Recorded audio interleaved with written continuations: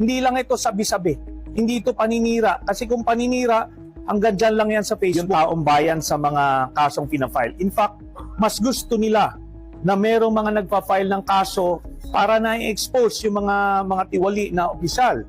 At para lang ma-highlight natin itong kung gaano kabigat yung kaso na i-file namin ngayon, kung ikukumpara natin yan dun sa i-file na kaso at nakapagpakulong kay former Senator Bong Revilla, 90 million pesos na flood control project ang basihan nun. Pero bago lang yun na i-file. Pero ito, last year pa ito lumabas at yung mga aligasyon ko yung iba nga 2016 pa. Pero hindi tinututukan. Bilyon-bilyon ito. Bilyon-bilyon na pagnanakaw.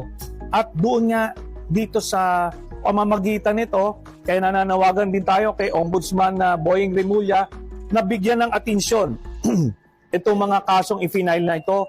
Mas malaki, di hamak na pagnanakaw itong ginawa.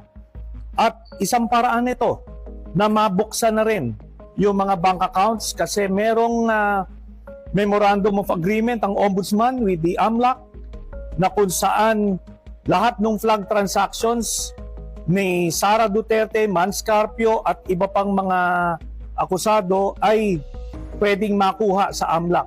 Dito makikita yung nakita na natin noon. In fact, may kopya na yung Ombudsman noon na bilyong-bilyong piso ang laman ng pera ng accounts ni Sara Duterte.